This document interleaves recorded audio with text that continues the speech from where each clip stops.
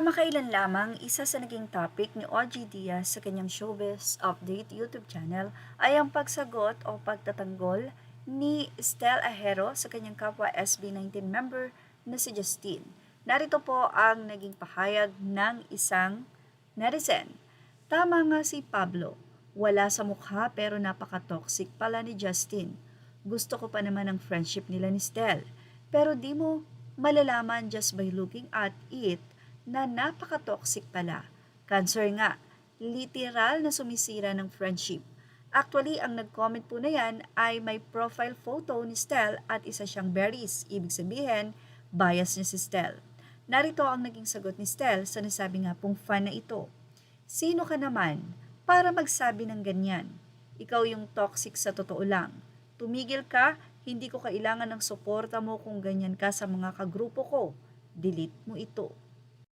Until now ay tahimik si Stel sa nasabing message niya na yan sa isa nga pong fan niya na Berries. At hindi pa ito kinukumpirma ni Stel kung siya nga ba ang nag-message niyan. Ganun pa man, ito po ay nagsisirculate na sa social media. Maraming 18 or fans ng SB19 ang nakasimpatya kay Stel. Alam nila ang nararamdaman ni Stel dahil ayon nga sa marami. Kahit na i-bash ng i-bash mo si Stel, hindi yan magsasalita. Pero magsasalita yan pagka-grupo niya na. Para bang kapag kapatid ko na o pamilya ko na ang sinasabihan mo, magre-react na ako. Pero saganang akin kung ako lang, hahayaan ko.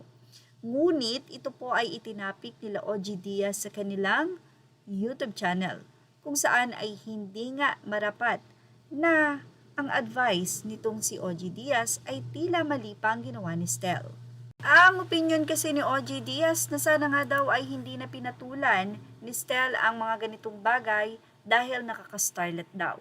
Pinaliwanag niya kung anong ibig sabihin ng starlet. Superstar na raw din kasi ang SB19, especially si Stel na talagang kilalang kilala na. Dapat daw ay ini-ignore na lang ni Stel ang mga ganitong bagay. Sa isang punto, tama naman talaga si OG Diaz. Pero sa isang banda, ay hindi dapat niya binibigyan ng negative na komento ang ginawa ni Stel. Dahil wala namang masamang sinabi si Stel sa kanya nga pong naging pahayag, kundi ang depensahan ang bagay na hindi mo naman alam sa circle nila. Kaya nanghuhusga ka na ng isang tao na wala kang alam sa nangyayari. So naging pakiusap nga ni Stel ay burahin yon. At kung sakasakali mang mawalan siya ng fan, ay walang problema kay Stel yun hanggat maaari ay maprotektahan niya ang mga mahal niya. Katulad na nga si Justine. Kaya naman, say ng isang fan, gusto ko nang patulan si OG, obviously, nakiki-18 lang talaga. Wala silang alam bakit sinagot ni Stel yung isang fan noon. May sinabi na hindi maganda about kay Ja.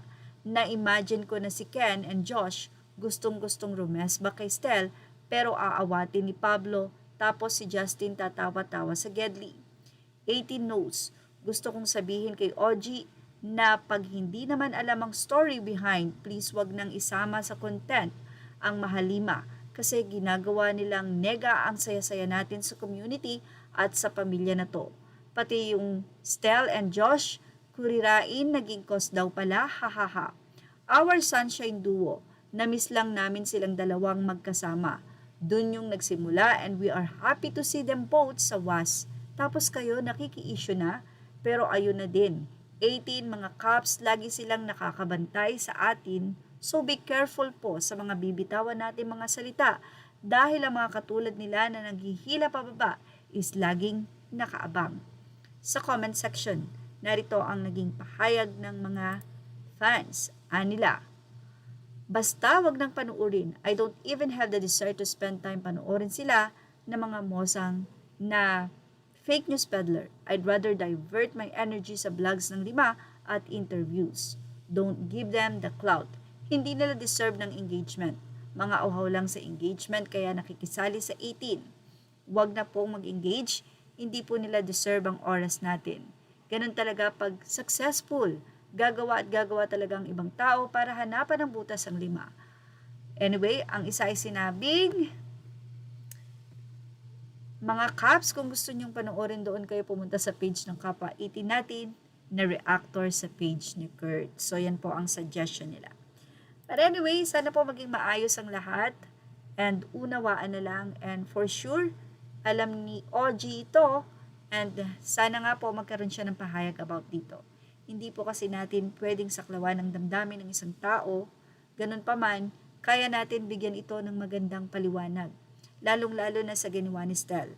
Ang pagdepensa sa isang tao ay isang pagpapakita ng pagmamahal, at wala din namang masamang sinabi si Stel, maliban sa sinabi niyang ganitong tao ang toxic at i-delete ang mensahe.